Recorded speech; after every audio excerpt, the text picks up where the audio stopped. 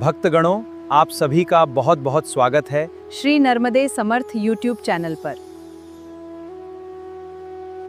क्या आप जानते हैं कि एक ऐसी भी एकादशी है जो भक्तों के वर्षों के पाप नष्ट करके मोक्ष का द्वार खोलती है?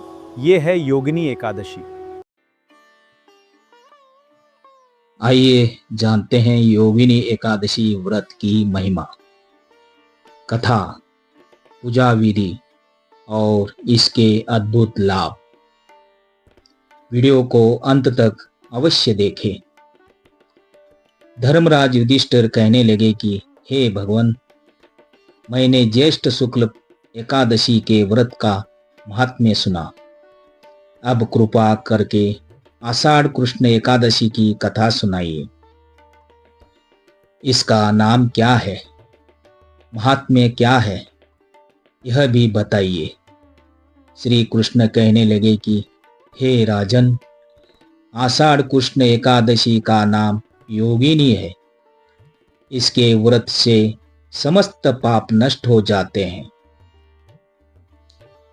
यह इस लोक में भोग और परलोक में मुक्ति देने वाली है।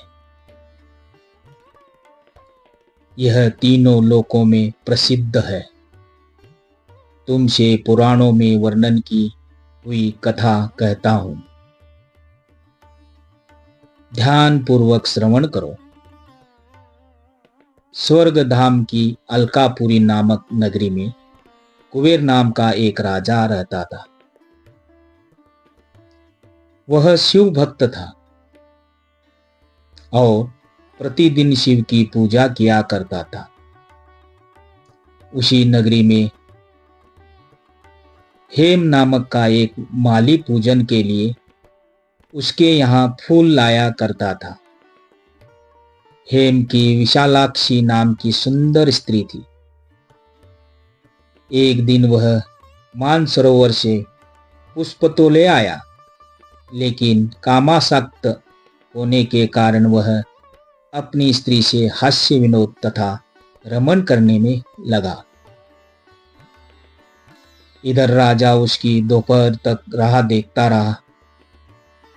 अंत में राजा कुबेर ने सेवकों को आज्ञा दी कि तुम लोग जाकर माली के न आने का कारण पता करो,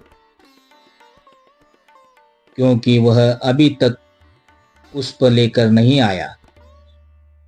सेवकों ने कहा कि महाराज, वह पापी अति कामी है, अपनी स्त्री के साथ हास्य विनोद और रमण कर रहा होगा। यह सुनकर कुबेर ने क्रोधित होकर उसे बुलाया। हेममाली राजा के भय से कांपता हुआ उपस्थित हुआ। राजा कुबेर ने क्रोध में आकर कहा, अरे पापी, नीच, कामी, तूने मेरे परम पूजनीय देवों के देव श्री महादेव जी का अनादर किया है। इसलिए मैं तुझे शाप देता हूं कि तू स्त्री का वियोग सहेगा और मृत्यु लोक में जाकर कोढ़ी होगा। कुबेर के शाप से हेममाली का स्वर्ग का से पतन हो गया और वह उसी क्षण पृथ्वी पर गिर गया। भूतल पर आते ही उसके शरीर में श्वेत कोढ़ हो गया। उसकी स्त्री भी उसी समय अंतर्धान हो गई। मृत्युलोक में आकर माली ने महान दुख भोगे। भयानक जंगल में जाकर बिना अन्न और जल के भटकता रहा। रात्रि को निद्रा भी नहीं आती थी, परंतु शिवजी की पूजा के प्रभाव से उसको पिछले जन्म की स्मृति का ज्ञान अवश्य रहा।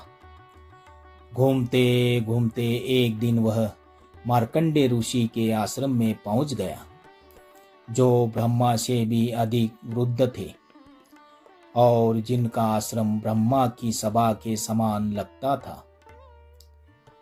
हेममाली वहां जाकर उनके पैरों में पड़ गया।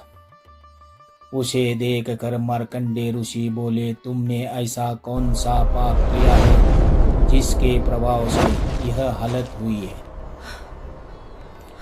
हेममाली ने सारा वृत्तांत कह सुनाया।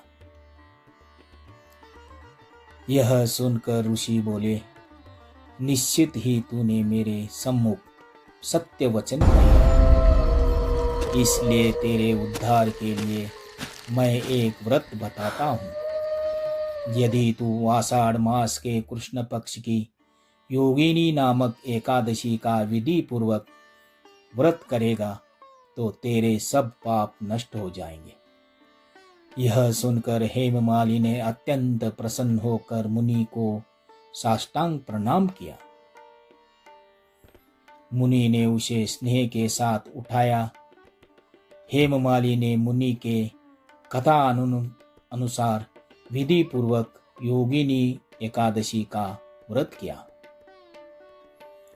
इस व्रत के प्रभाव से अपने पुराने स्वरूप में आकर वह अपनी स्त्री के साथ सुखपूर्वक रहने लगा। भगवान कृष्ण ने कहा, हे राजन, यह योगिनी एकादशी का व्रत 88,000 ब्राह्मणों को भोजन कराने के बराबर फल देता है। इसके व्रत से समस्त पाप दूर हो जाते हैं और अंत में स्वर्ग प्राप्त होता है। जय हरि विष्णु। माऊली, जय हरि विष्णु। भक्तों, आप सभी का बहुत बहुत धन्यवाद, साधुवाद। आप देख रहे हैं और देखते रहिए श्री नर्मदे समर्थ चैनल। मिलते हैं अगली वीडियो में। हाँ, आपको ये वीडियो पसंद आए तो लाइक, शेयर, सब्सक्राइब और कमेंट में जय हरि विष्णु जरूर लिखिए। नर्मदे हर, नर्मदे हर।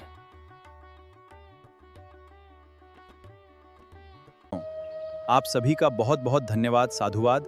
आप देखते रही हैं श्री नर्मदे समर्थ चैनल। मिलते हैं अगले वीडियो में। लाइक, शेयर, सब्सक्राइब और कमेंट करें।